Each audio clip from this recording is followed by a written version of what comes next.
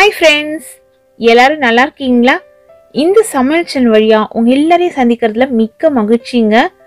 சிம்பிளான சமையல் எக்ஸலண்டான டேஸ்ட்ல வரணும்னா நம்ம சேனலை தொடர்ந்து பாருங்க. உங்களோட கருத்துக்களை கமெண்ட் செக்ஷன்ல போஸ்ட் பண்ண மறக்காதீங்க.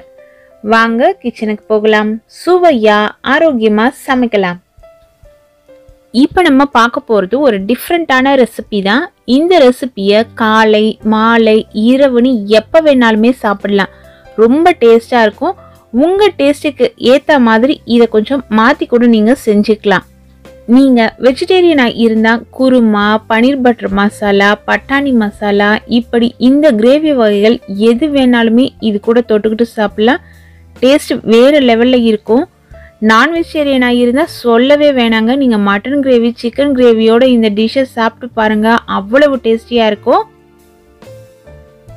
முதல்ல ஒரு கடாயில் தாளிக்கிறதுக்கு தேவையான எண்ணெய் சேர்த்துக்கலாம். நான் இன்னைக்கு கடலெண்ணெய் தான் சேர்க்கிறேன். 3 டேபிள் ஸ்பூன் அளவுக்கு கடலெண்ணெய் சேர்க்கிறேன்.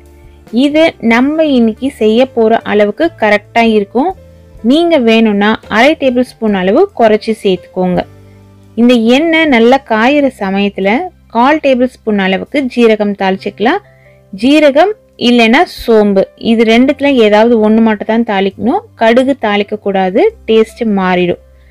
ஜீரகம் நல்லா பொரிஞ்ச பிறகு ஒரு பெரிய சைஸ் வெங்காயம் இது போல் பொடியாக கட் பண்ணி எடுத்து சேர்த்துக்கோங்க. எந்த அளவு பொடியாக உங்களால் கட் பண்ண முடியுமோ அந்த அளவு பொடியாக கட் பண்ணி எடுத்து சேர்த்துட்டு தீயை கொஞ்சம் அதிகமாக வச்சு நல்லா நம்ம வதக்கி விட்டுக்கலாம். வெங்காயம் கலர் மாறக்கூடாது.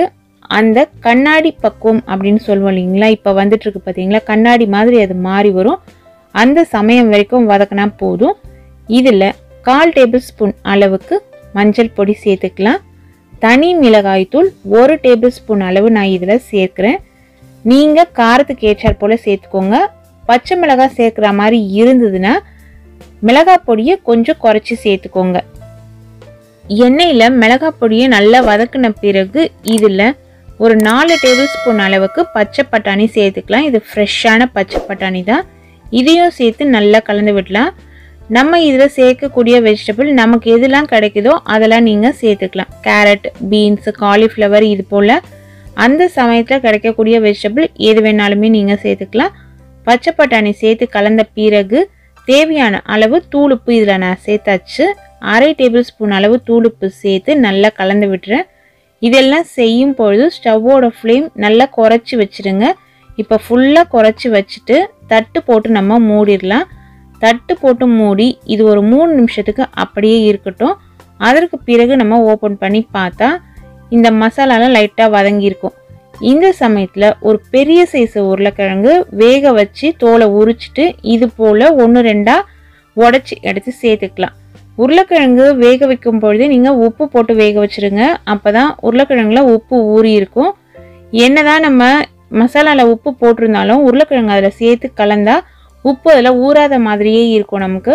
அதனால் ஃபஸ்ட்டே நீங்கள் உப்பு போட்டு வேக வச்சிட்டிங்கன்னா கரெக்டாக இருக்கும். இப்போ 1/4 டீஸ்பூன் அளவுக்கு கரம் மசாலா தூள் இதில் சேர்த்துடலாம். ரசம் கரண்டி இருக்கும் இல்லைங்களா, அந்த ரசம் கரண்டியில் 1/2 கரண்டி அளவு தண்ணி இதில் சேர்த்துக்கலாம். தண்ணி நிறைய சேர்க்க வேணாம்.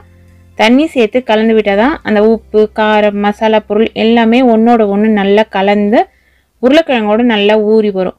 இப்போ உருளைக்கிழங்குல நல்லா இதை கலந்து விட்டுட்டு நல்லா இதை ஃப்ளாட்டாக தடவி விட்டு தட்டு போட்டு மூடி 2-3 நிமிஷத்துக்கு லோ ஃப்ளேமில் அப்படியே வச்சிடலாம்.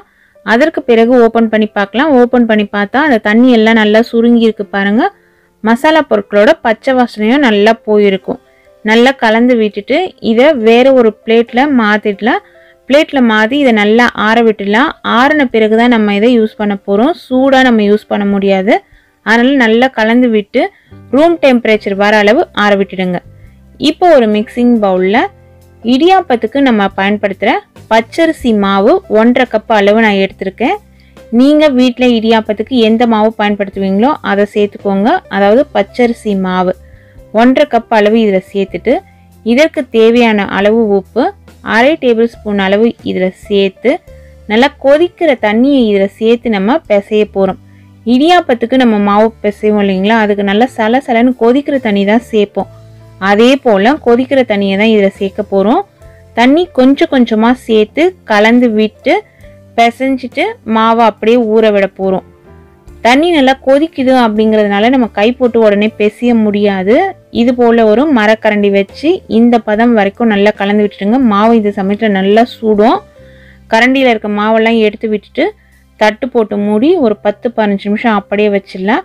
அதற்கு பிறகு இதை ஓப்பன் பண்ணிவிட்டு கையில் கொஞ்சம் எண்ணெய் தடவி பிசைஞ்சு இது போல் உருண்டையாக எடுத்துக்கோங்க.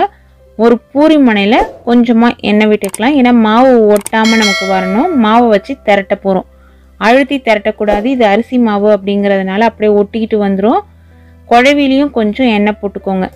இது போல் திக்காக நம்ம இதை திரட்டி எடுத்துக்கலாம். ஷேப் கரெக்டாக வரணும் அப்படிங்கிறது இல்லை. திரட்டி எடுத்துக்கிட்டு இப்போ நம்ம ஆறிட்டு இருந்தது இல்லைங்களா மசாலா, அதை உருண்டைகளாக செஞ்சு அந்த உருண்டையை எடுத்து இது நடுவில் வச்சு கொழுக்கட்டையெல்லாம் எப்படி நம்ம உருட்டி எடுப்போம் அதே போல் நம்ம உருட்டி எடுத்து வச்சுக்கலாம். இது பாஸ்மதி அரிசி அரை மணி நேரம் ஊற வச்சு வடிகட்டி எடுத்து வச்சுருக்கேன். அந்த பாஸ்மதி அரிசியில் நம்ம உருட்டி வச்சுருக்க மசாலா பால்ஸை வச்சு அரிசி மேலே நல்லா படுற மாதிரி உருட்டி எடுத்து ஒரு பிளேட்டில் வச்சுக்கோங்க. இதுக்கு பிறகு இதை நம்ம வேக வைக்க போகிறோம். இட்லி பாத்திரத்துலையும் நீங்கள் வேக வச்சுக்கலாம். அப்படிலாம் இது போல் ஒரு பாத்திரத்தில் தண்ணி சேர்த்துட்டு தண்ணி நல்லா கொதிக்கும் பொழுது இது போல் ஒரு ஸ்ட்ரெயினர் மேலே வச்சுக்கலாம்.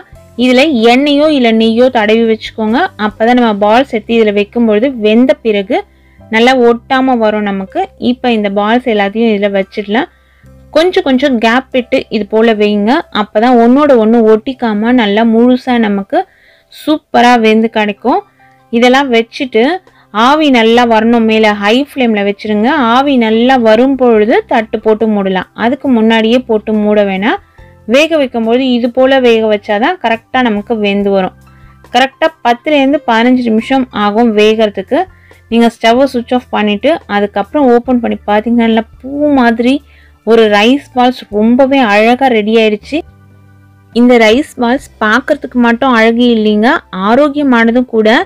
சாப்பிட்றதுக்கும் ரொம்ப டேஸ்டியாக இருக்கும். இதுக்கு பாஸ்மதி அரிசி தான் சேர்க்கணும் அப்படிங்கிறது இல்லை. சாதாரணமாக நம்ம வீட்டில் இருக்க பச்சரிசி கூட சேர்த்துக்கலாம். பாஸ்மதி அரிசி, ஜீரக சம்பா அரிசி இதெல்லாம் சேர்த்திங்கன்னா அந்த அரிசிக்கே உண்டான ஃப்ளேவர் இருக்கும். அதனால அந்த ஸ்மெல்லும் ரொம்ப சூப்பராக இருக்கும். அதே போல் இதுக்கு நான் முதலே சொன்னேன் இல்லைங்களா, அந்த கிரேவியில் ஏதாவது ஒரு கிரேவி சேர்த்து சாப்பிட்டு பாருங்கள். உண்மையிலேயே டேஸ்ட்டு வேறு லெவலில் இருக்குங்க. அப்படி இல்லைன்னா வெறுமனையே கூட இதை சாப்பிடலாம். சூடாக நீங்கள் வெறுமனையே இந்த மசாலாவோடு சாப்பிடும்போதும் இது ரொம்ப டேஸ்டியாக இருக்கும். இதே பக்குவத்தில் நீங்களும் சமைச்சு சாப்பிட்டு என்ஜாய் பண்ணுங்கள். ஈஸியான, டேஸ்டியான, ஹெல்த்தியான, அதே சமயத்தில் குயிக்கான ரெசிபிஸ் வேணும்னா நம்ம சேனலை தொடர்ந்து பாருங்கள். Thank you friends.